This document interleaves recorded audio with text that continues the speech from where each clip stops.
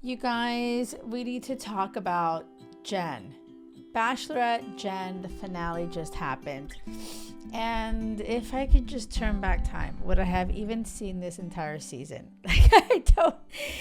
I am just shocked. But at the same time, I'm realizing the biggest problem and why everything happened. Okay, so like spoiler alert, I'm talking about who Jenn ended up with. Okay, so if you don't want to find out, don't listen to this until after you've seen the final episode. Okay, but Jenn ended up choosing who I thought was the best match for her with the information that we knew. Okay, so like back it up. You guys know that I have said Marcus is emotionally unavailable. He's insecure. He has some trauma he has to work through. And we knew this. And I love Jenn's brother, James, who is a voice of reason, who was helping her see that and shine a light on, hey, Jenn, you always do this. This is a pattern. He said it with love. And thank God that she listened and took his advice and said bye to Marcus, right? Okay. But then we have Devin. So like, I want you guys to understand, and I'm Loor, your love coach that's always giving you advice so you could be intentional with your dating so you can find your person. Jenn was being intentional and she has so much emotional intelligence.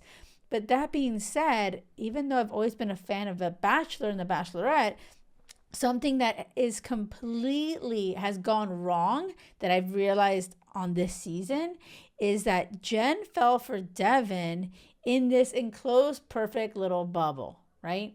She believed everything he said. He had all these promises. They were aligned. She was asking all the questions. He really seemed, he won me over. Not only because he was Hispanic, I love that, but besides that, like in the beginning, he had this big ego, but then it really felt like he started to be vulnerable and he seemed to really prioritize her. But guess what happened? It's like just a shit show. That's what happened. He ended up not being who he really was pretending to be on the cameras. He never made her a priority. And so like in the real world, after they finished the show, and like for 1 second, I have to talk about that. The way that Jenn navigated that proposal was so badass. Like, I love Jenn. I've always loved her, but I love her even more now because she was like, I'm done, having men dictate how my love life is going to go.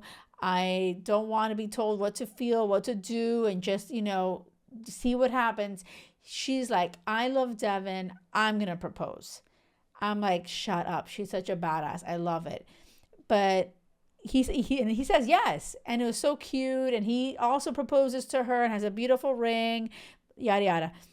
But then they're there in the after rose, after the final rose, and Jenn expresses how Devin does not is not consistent with his texting, with his communication. You guys, communication is so important. And she says a word that's so important. She says that he is avoidant.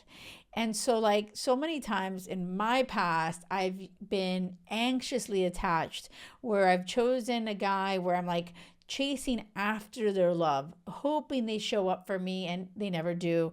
And they're trying to like, figure out, do they love me? Are they here? Do they care about me?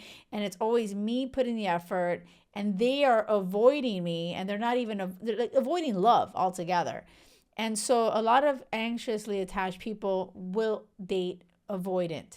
And so when I really became more of a secure person in myself, knowing my worth, I could see those kind of guys from a mile away. I'm like, bye, I'm not wasting my time. And so, how can you discern if someone is an avoidant? You have to be in the day-to-day life. See if they text you. Are they good? Are they consistently communicating with you? Are they being open and vulnerable with you? Are they showing up for you? Are you a priority?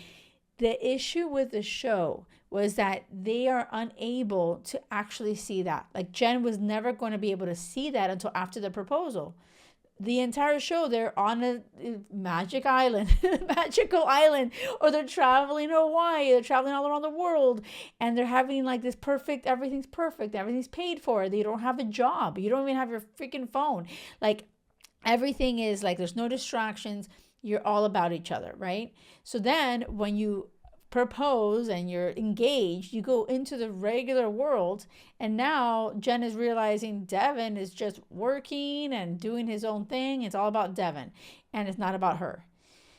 So I truly, I insist, I love The Bachelor. I love The Bachelorette. I want to keep watching, but I can't watch it anymore. I cannot watch it anymore unless, seriously, they add this to that process.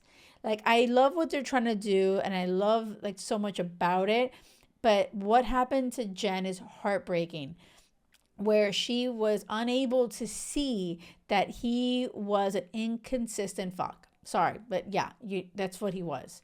My Devin, you've got issues, and unfortunately, you fooled us on the show in front of the cameras. You were Mr. Amazing, showing up, trying to show up for her and all this.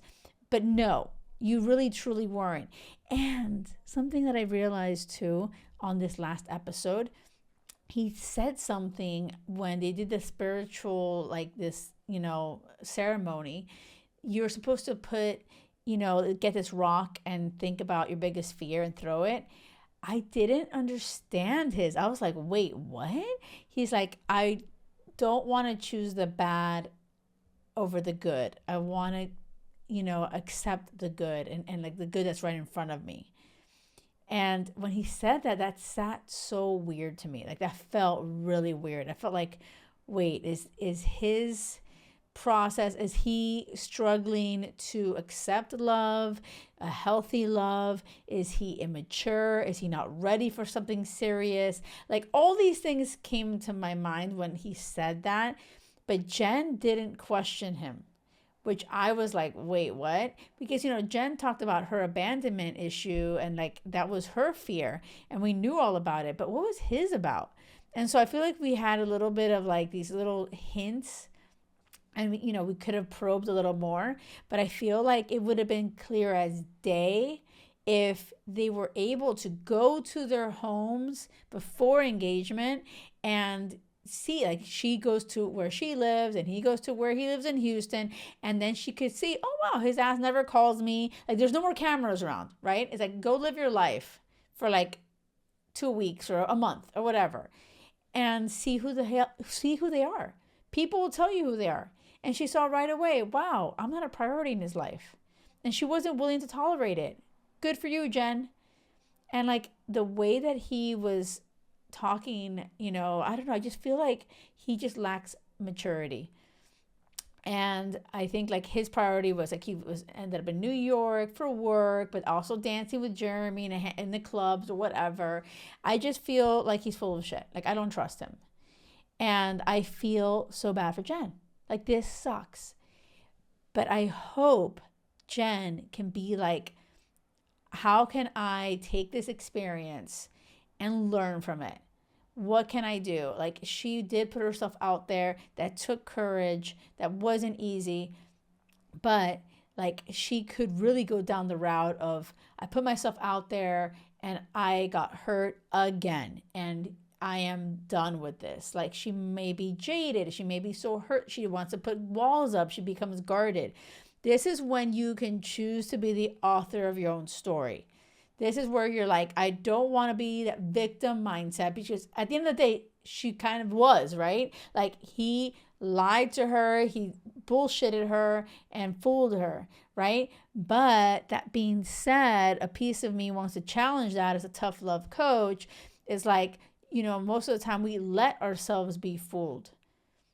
So I feel like she trusted him, but perhaps I would be curious to see, reflect back on your journey with Devin. Was there anything that happened? Maybe even during the overnight stay. Like, I would love to talk to Jenn and be like, oh my God, I'm going to ask her out to be on the podcast. I would love that. Just to like probe more on, were there any red flags? Was there something happening? Was your gut telling you maybe this isn't 100% accurate, or maybe this isn't really aligned to me? Or was it truly all perfection times and he completely lied to her? So if that's the case, this is where I feel like, you know, The Bachelor and the franchise, which I normally love and I always watch it, and I feel like you can learn a lot from it, but I want them to actually help these people find love. And how can you see if you are truly aligned with someone if you never go into regular real life? Like, you won't know if they're going to pick up the bill at a restaurant. Like, a guy that doesn't pay for the first, you know, date. Like, ew, bite time. Like, you want to see how they interact, you know, when you're out, not just like in the living room section talking to your family, but you want to go out with them and see how they treat the waiters and the waitresses and like, how are they like, opening doors for you. And I don't know, I just feel like, oh, and how, when they go home, do they text you? Do they not text you? Do they give a shit about you? Do you get what I'm saying? Like, when you're in this little experiment, like this small tucked away thing, it's like, you can't see any of that. Oh, it sucks for Jenn. I really felt like so bummed for her, so like sad for her, but also frustrated that I just spent so much time watching this season and it ended up like this. Tell me in the comments, if you're listening on YouTube, let me know if you also were like, WTF, like, what the hell happened? Do you also agree with the idea of they should have a portion of the freaking process, them being at their homes and seeing how they're navigating it? And, you know, are they communicating? People can say whatever they want, but if their actions do not align to their words, it's bye time, right? And so, yeah, no, like, I feel like changes need to be made. Like, let me know if you're with me. Let me know how you feel about Devin. I'm like, ooh, and I was like totally on team Devin. He fooled me. For real. Like, I was totally like, oh my gosh, you guys, this is awful. I still don't believe Marcus is right for her. I believe nobody's right for her. On the show. I believe Jenn will find love, but not on the show. Like, I've already quit on that. You guys, let me know how you're feeling. Do you agree? And I hope you're still inspired. I hope you still learn from these mistakes and these things that you're watching, and you navigate your love life in a way where you're intentional and you don't settle for bullshit, and you see that their actions are aligned to the words. Okay? All right. Sending you so much love. Do not settle for anything less than crazy love, because it has to be crazy love or nothing. Thank you. Until next time.